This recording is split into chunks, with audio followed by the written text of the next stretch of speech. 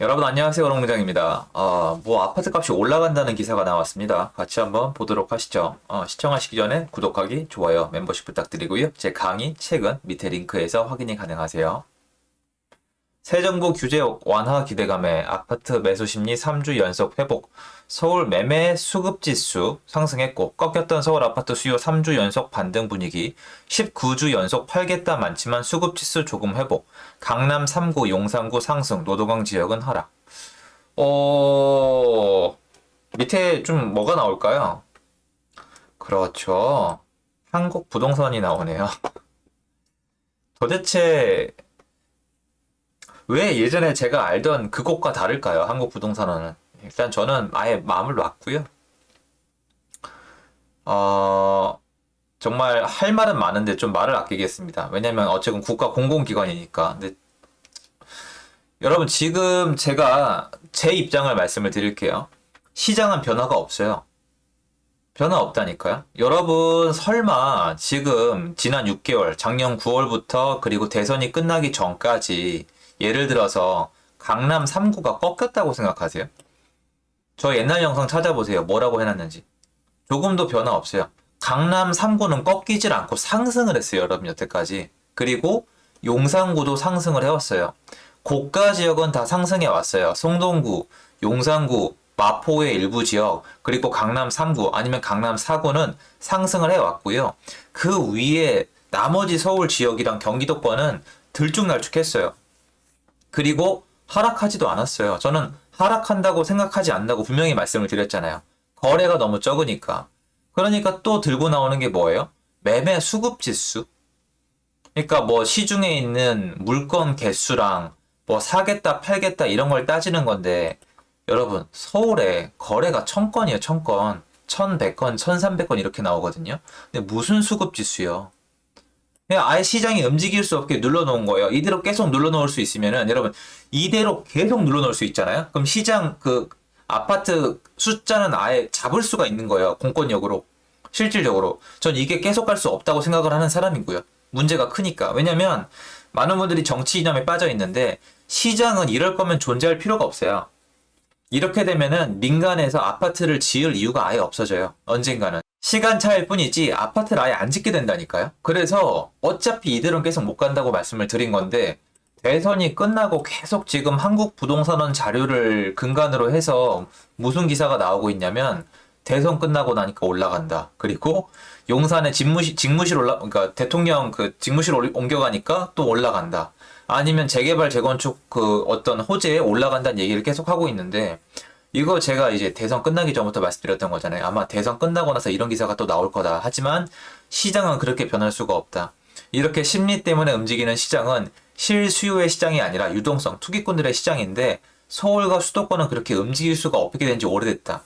2018년쯤 정도부터 본격적으로 다주택자들이 늘어날 수가 없는 구조였기 때문에 지금 이런 얘기는 앞뒤가 맞지 않는다고 여러 번 말씀을 드렸는데 그래도 여러분 제가 일개 유튜버고 저도 개인이고 틀린 부분이 많고 실패가 많은 사람인데 어떻게 한치의 어떤 오차도 없이 대선 끝나자마자 이런 기사를 계속 내보냅니까? 그러지 말고 강남 3구에 있는 사장님들한테 전화를 돌려보세요. 여러분 이런 기사나 제 얘기도 못 믿어오시면은 강남 3구에 여러분이 알고 있는 지역에 전화를 돌려보세요. 여태까지 떨어졌나? 여러분 아크로 리버파크 신고가 계속 찍은 거 모르세요? 압구정 현대 거기 한신 신고가 계속 찍어온 거 모르세요? 잠실 주공 신고가 계속 찍어왔어요. 여러분 뭘 꺾여요? 꺾이기는 꺾인 적이 없다니까요. 제가 지금 하고 싶은 얘기가 뭐예요? 하락하지 않았었다니까요, 여기는. 그런데 여기가 무슨 상승으로 전환이 돼요. 이거 말도 안 되는 거고요. 노도강 지역은 계속 별로 안 좋았어요. 쫙 올라갔다 꺾였잖아요. 대출이 안 나오고 전세도 못 들어갔는데 어떻게 올라갑니까? 거래가 없는데. 그래서 올라갔던 거보다 호가랑 실거래가 떨어진 거 맞아요. 이건 있어요. 제가 지금 여러 번 말씀드리는데 대선이 끝난 다음에 규제 완화에 대한 기대감과 대출이 좀 풀리니까 급매물들이 들어간 건 맞아요. 근데 급매물이 들어간 이유가 정확히 그건지는 봐야죠. 왜냐면 여태까지 팔라던 사람들이 현장에 나가보면 제가 거래를 계속 했잖아요.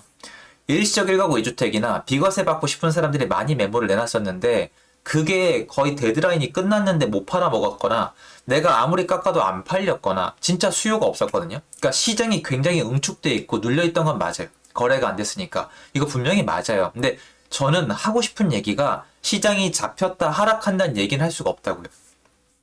시장이 일시 정지 상태, 눌려있는 상태, 비정상인 상태, 억압되어 있는 상태란 표현이 맞지, 시장이 하락하고 있다, 잡혔다란 표현은 틀렸다고 말씀을 드렸던 거고, 지금도 시장은 변화가 없어요. 그리고 자꾸 눈을 일로 돌리는데, 여러분, 제 영상을 보신 여러분, 지금 지방시장은 난리 부르스예요. 한번 가보세요.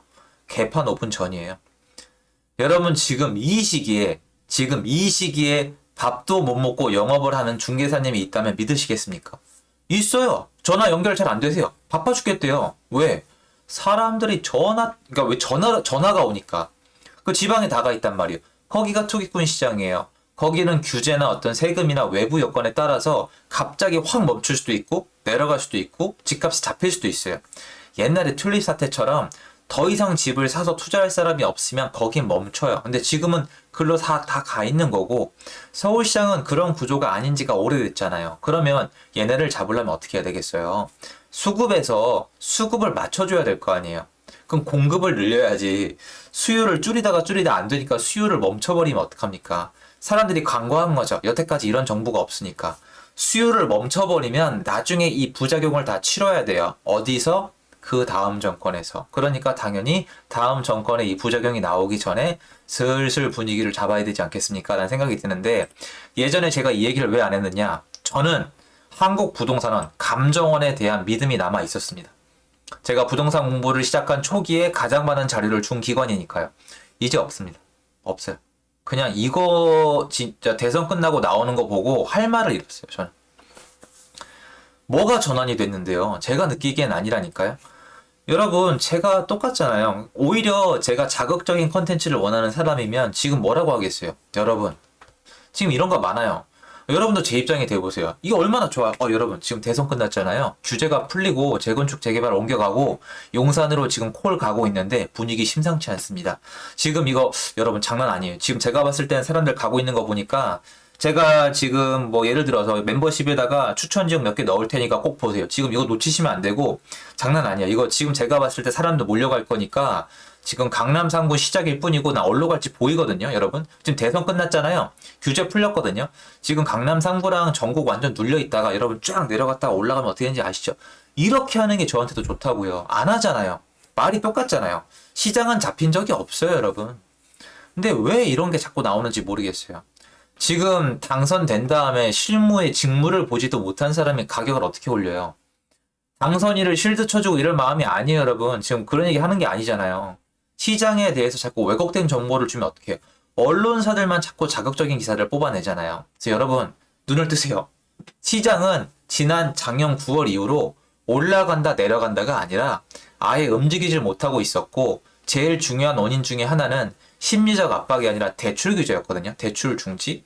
거기서 대출 중지의 규제를 받지 않는 15억 이상이 많이 포진되어 있던 강남 3구를 비롯한 고가 지역은 차츰차츰 움직였지만 보폭이 커 보였던 이유는 거래가 너무 없었기 때문이에요. 그리고 거래가 없어졌을 때 집주인들의 체력이 부족하거나, 거래가 없어졌을 때 저가 지역은 다주택자들이나 이런 사람들이 좀 섞여 있었고, 특히 수요자도 자금력이 약한 지역이 많기 때문에 그런 지역들은 확실히 내려갔죠. 마지막 실거래가보다 호가도 내려갔고, 그럼에도 불구하고 안 팔리고 전세도 안 나가서 매도인들이랑 임대인들이 공포에 떨고 있는 거 맞아요. 그런데 문제는 작년 6월달 이후로 전 이걸 똑같이 말씀드렸다고요. 지금 변한 게 없어요. 그런데 변화가 없는 이 시장에서 왜 자꾸 난리 부르스란 얘기예요. 왜냐면 이렇게 난리 부르스성의 기사를 쓸 거면 지방시장에 대해서 쓰면 되거든요. 전 여러분들이 여기 흔들리지 않았으면 좋겠어요. 여러분, 이거 누가 보면 지금 강남 3구랑 용산 가서 사야 될 것 같아요. 그리고 누가 보면은 노도강은 계속 떨어지니까 강남 3구랑 용산은 이렇게 올라가고 노도강은 떨어질 것 같잖아요. 그럴 것 같으세요? 이게 정확히 여러분 2015년도부터 나왔던 얘기예요. 2016, 2017 됐을 때 강남 3구는 쫙 올라가고 앞으로 인천이랑 노도강은 쭉 떨어진다고 기사 찾아보세요. 양극화 심해진다고 난리를 쳤잖아요. 어떻게 됐습니까? 노도강 2배 넘게 한 번에 점프 빵 했습니다. 그걸 제대로 말씀드린 사람이 저잖아요.